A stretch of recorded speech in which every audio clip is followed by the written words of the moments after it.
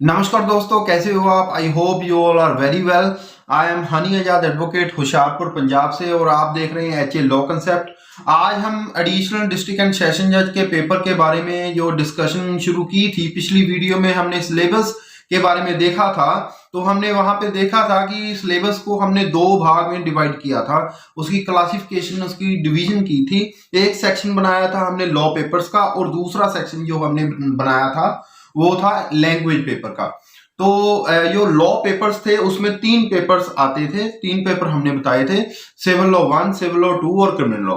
और जो criminal law है वो आज हम स्टार्ट करने जा रहे हैं। क्रिमिनल लॉ में भी हम narcotic and psychotropic substances act जो 1985 का है उसे हम शुरू करेंगे दोस्तों। इसके लिए जो मैं गाइडेंस ले रहा हूं या सोर्स ले रहा हूं वो ये बहुत बहुत ही अथॉरिटेटिव बुक है, बहुत ही शानदार बुक है। जो लिखने वाले भी पंजाब के वो एडिशनल डिस्ट्रिक्ट एंड सेशन जज हैं, श्री ब्रजेंद्र सिंह सराज जी। तो ब्रजेंद्र सिंह सराज जी जो हैं वो पढ़ा भी चुके हैं, बहुत सारे इंस्टीट्यूशंस में उन्होंने पढ़ाया भी है। वो जुडिशियल ऑफिसर रहे, उन्होंने जो पेपर एडीजे का पेपर होता है, एडिशनल डिस्ट्रिक्ट एंड सेशन जज का पेपर है, उसमें टॉप किया था पंजाब में। तो ये जो क्रिमिनल लॉ का एग्जाम है, इसमें क्रिमिनल लॉ का जो पेपर होएगा सेकंड नंबर पे आएगा और उसमें हम ये narcotic and psychotropic substances act के बारे में डील करेंगे आज और डिस्कशन करेंगे। इसे हम पॉपुलरली एनडीपीएस एक्ट के नाम से भी जो जिसमें हम आमतौर पे जैसे हम समझ लें कि वैसे तो एडवोकेट्स और हो सकता है कि ऑनरेबल जुडिशियल ऑफिसर्स इस वीडियो को देख रहे हों तो उन्हें तो पूरी नॉलेज है कि ये एक्ट क्या कहता है और किन के बारे जो बात करता है। लेकिन हो सकता है कि लेमैन जो जिनके घर में ना तो कोई एडवोकेट हो ना कोई जुडिशियल ऑफिसर हो, तो वो लेमैन या अनपढ़ या कोई भी जिसे लॉ की नॉलेज नहीं है वो भी हो सकता है ये वीडियो देख रहा हो। उसकी जानकारी के लिए बता दूं कि ये जो कानून है एनडीपीएस एक्ट, ये वहां पे लागू होता है यहाँ पे कोई भी व्यक्ति कोई नशीला पदार्थ ले एक जगह से दूसरी जगह पे लेके जाता हुआ या उसकी पोजेशन से मिले या फिर वो बेचता हुआ पाया जाए या उत्पादन करता हुआ पाया जाए इलीगली, जिसके लिए उसके पास कोई सैंक्शन ना हो, कोई भी परमिशन ना हो, परमिट ना हो, तो उसे हम उसके लिए जो ऑफेंसेस हैं वो ऑफेंसेस इस एक्ट के अधीन लगते हैं। तो इसमें जो सारा का सारा प्रोसीजर है, सर्च का प्रोसीजर, बेल के रिगार्डिंग प्रोसीजर, उसकी जो डिटेंशन है, उसकी पनिशमेंट्स है, वो सारा जो है एंटायरली इसके अंदर दिया गया है और आईपीसी सीआरपीसी की से बिल्कुल अलग है। लेकिन आईपीसी और सीआरपीसी की जो जनरल प्रोविजंस है वो यहाँ पे भी लगती हैं। सो दोस्तों, इसको एनडीपीएस एक्ट को हम 12 जो चैप्टर्स हैं, जो इसमें भी 12 चैप्टर्स के तौर पे ही बताया गया है। ये बुक आप भी खरीद सकते हैं, बहुत ही शानदार है। ये नेट पे भी अवेलेबल है, अमेजोन पे, फ्लिपकार्ट पे भी अवेलेबल है। अगर आप चाहेंगे तो इसका लिंक मैं आपको इस वीडियो के डिस्क्रिप्शन में दे दूंगा, वहां से आप इसको डाउनलोड कर लीजिएगा। बहुत ही शानदार, बहुत ही अथॉरिटेटिव बुक है। तो दोस्तों, इसके बारे में हम आपको बता दूं कि ये 12 चैप्टर्स में डिवाइड की गई है। ये जो बुक है, बेयर एक्ट्स में जो चैप्टर हैं वो अलग हो सकते हैं, ये जो चैप्टर्स हैं ये अलग है, इसका नाम अलग है।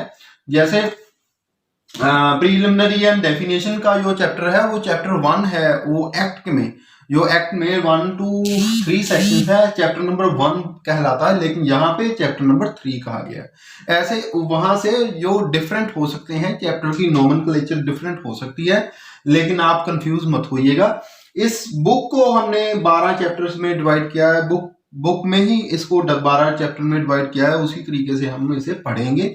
तो सबसे पहले चैप्टर नंबर 1 है जो इंट्रोडक्शन ऑफ दिस एक्ट बताता है, इंट्रोड्यूस करता है हमें इस एक्ट के बारे में और इंटरनेशनल फ्रेमवर्क के बारे में बताता है कि जो एनडीपीएस है या नारकोटिक एंड साइकोट्रोपिक सब्सटेंसेस हैं या जो नशीले पदार्थ हैं जिनकी रोकथाम के लिए प्रावधान बनाया गया है कि इनको उत्पादन करना, जैसे ओपियम है, हेरोइन है, गांजा है या कैनाबिस है, जिसे हम भांग भी बोल देते हैं, ऐसी चीजों को जो उत्पादन करना, उसको अपने पोजेशन में रखना, बेचना, एक जगह से दूसरी जगह लेके जाना, ये सारे प्रतिबंधित हैं। इसकी ऑफेंस माने जाते हैं और इसकी सजा है।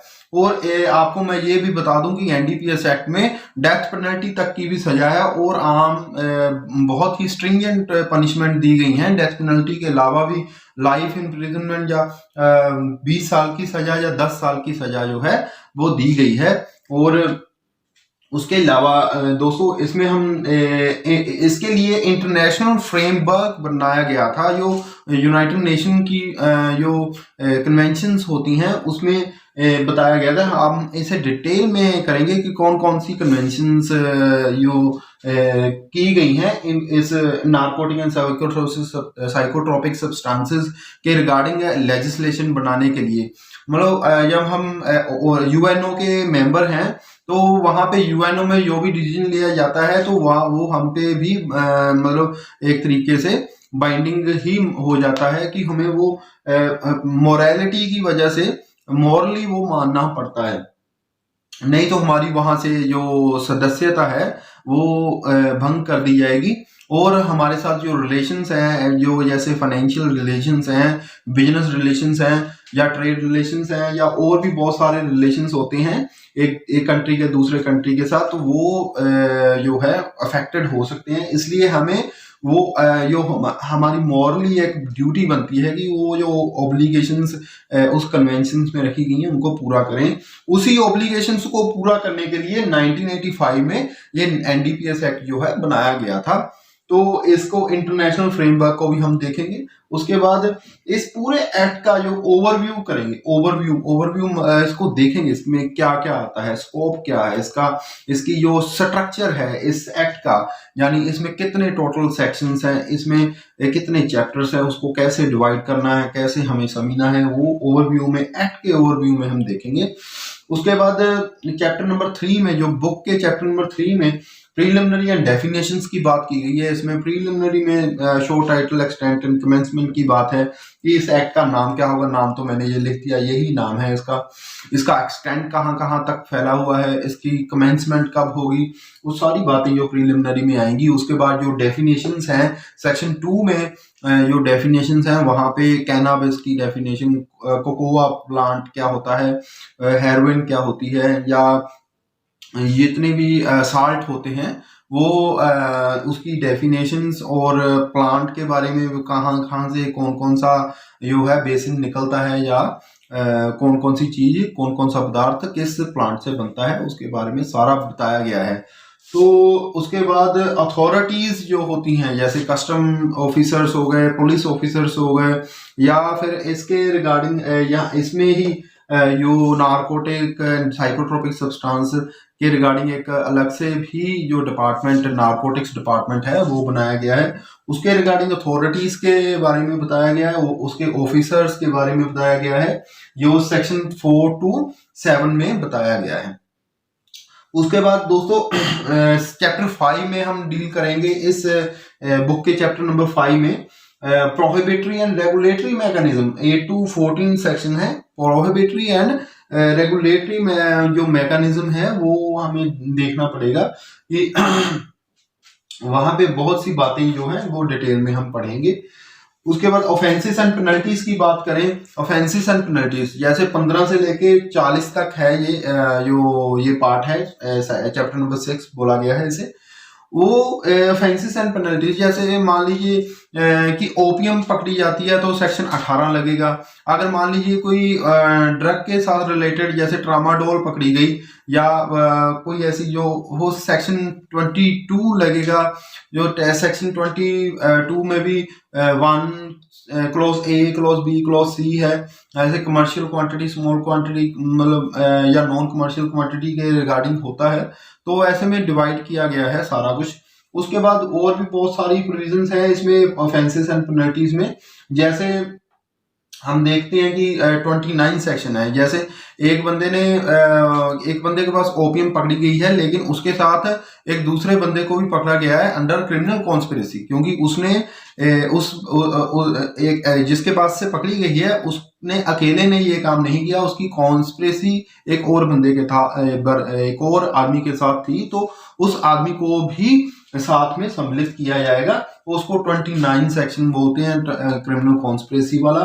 उसके अलावा बहुत से और सेक्शंस हैं, जैसे 36 हो गया, 37 हो गया। 37 में बेल की रिगार्डिंग जो प्रावधान किए गए हैं, और 36A में हम बात करें डिफॉल्ट बेल की बात की गई है। बहुत से ऐसे सेक्शंस हैं बहुत ही इंपॉर्टेंट है। सेक्शन 31 है जो प्रीवियस कन्विक्शंस की बात करता है, और उसमें प्रीवियस कन्विक्शंस में वो डेथ पेनल्टी की भी बात करता है। इसके अलावा चैप्टर नंबर 7 में अब हम जब जाएंगे तो प्रिजम्पशन एंड रिवर्स ऑनर्स जो क्लॉजेस हैं वो उसके बारे में बोला गया है। इसमें थोड़ी कुछ प्रिजम्पशंस हैं जो अक्यूज्ड के अगेंस्ट ज्यादातर हैं जो चली जाती हैं, वो सेक्शन 35, 54 एंड 66 में बताई गई। डिटेल में हम पढ़ेंगे। यहाँ से हम इसको जो डीपली नहीं जाने वाले हैं, यहाँ पे सिर्फ हम यही पढ़ेंगे क्या क्या है चैप्टर नंबर 7 में प्रिजम्पशन। यहाँ पे हम यही देखेंगे कि हम आने वाली वीडियोस में क्या क्या पढ़ने वाले हैं। तो चैप्टर नंबर 8 में ट्रायल प्रोसीजर एंड प्रैक्टिस के बारे में है। Trial procedure and practice, trial procedure मतलब कौन कौन जो ऑफिसर्स होंगे जो ट्रायल कंडक्ट करेंगे। जैसे हमने ये पेपर डिसाइड किया कि एडिशनल डिस्ट्रिक्ट एंड सेशन जज का पेपर है, तो ये एडिशनल डिस्ट्रिक्ट एंड सेशन जज नॉर्मली जो है वही ट्रायल कोर्ट होती है इसमें। तो जो ऑफिसर्स इसमें स्पेशल कोर्ट का भी गठन करने की बात की गई है, ताकि इसका जो डिस्पोजल है वो जल्दी से जल्दी हो सके। अगर डिस्पोजल जल्दी होगा तो लोगों में डेटरेंट एक इफेक्ट जाएगा। डेटरेंट एक जो थ्योरी होती है कि लोगों को थोड़ा सा डर पैदा हो कि इसमें जो पनिशमेंट्स है बहुत ज़्यादा हैं, और ज़्यादा से ज़्यादा केस डिसाइड होंगे, ज़्यादा से ज़्यादा पनिशमेंट मिलेंगी, तो डेटरेंट इफेक्ट जो है वो काम करेगा। और लोग ये ऑफेंसेस जो हैं ये जानलेवा ऑफेंसेस हैं, इनको करने से थोड़ा सा गुरेज करेंगे। सर्च सीजर के बारे में 41 से 51 सेक्शन, 41 से 51 सेक्शन है सर्च एंड सीजर के बारे में बताया गया है। जैसे कि 2 में ऑफिसर्स की बात की गई है, या अभी कौन कौन से ऑफिसर्स जो हैं वो एम्पावर्ड हैं सर्च करने के लिए, और प्रोसीजर बताया गया है। सेक्शन 50 बहुत ही इंपॉर्टेंट है, प्रोसीजर बताया गया है सर्च करने का प्रोसीजर क्या होगा। तो उसके बाद ज़्यादातर ये जो प्रोविजंस है 42 एंड 50 जो हैं ये मैंडेटरी नेचर की प्रोविजंस होती हैं, और वेरी स्ट्रिंजेंट प्रोविजंस है। और इनकी क्योंकि इसमें पनिशमेंट्स जो है बहुत ही स्ट्रिंजेंट, बहुत ही जो खतरनाक जो मानी जाने वाली, सीवियर मानी जाने वाली पनिशमेंट्स दी जाती हैं, जैसे 20 साल की सजा, 10 साल की सजा, मिनिमम 10 ईयर्स सजा, या मिनिमम 20 ईयर्स की जो इम्प्रिजनमेंट। तो इसे हम सीवियर टाइप्स ऑफ पनिशमेंट बोलते हैं। तो ऐसी सजा देने के लिए जो पुलिस या स्टेट जो है जो केस एक आदमी के खिलाफ चलाती है, अगर आदमी को सख्त से सख्त सजा देनी है तो पुलिस की भी ये ड्यूटी बनती है कि वो अपना केस पूरी तरह से साबित करें। अगर वो साबित नहीं कर पाए तो वो जो आदमी है उसे बरी भी किया जा सकता है, उसकी एक्विटल भी हो सकती है। तो इसमें जो सर्च एंड सीजर के बहुत ही ज़्यादा इंपॉर्टेंट वाला पार्ट है, और ये मैंडेटरी किस्म के जो प्रोविजंस हैं स्ट्रिंजेंट हैं। इसकी जो ओबीडियंस है वो भी जो है वो पूरी तरह से स्ट्रिंजेंट वे में होनी चाहिए। तो उसके बाद disposal of persons, contraband and articles. उसके बाद confiscation and forfeiture, confiscation and forfeiture की बात की गई है। ठीक है, मिसलेनियस हम देखेंगे मिसलेनियस में क्या है।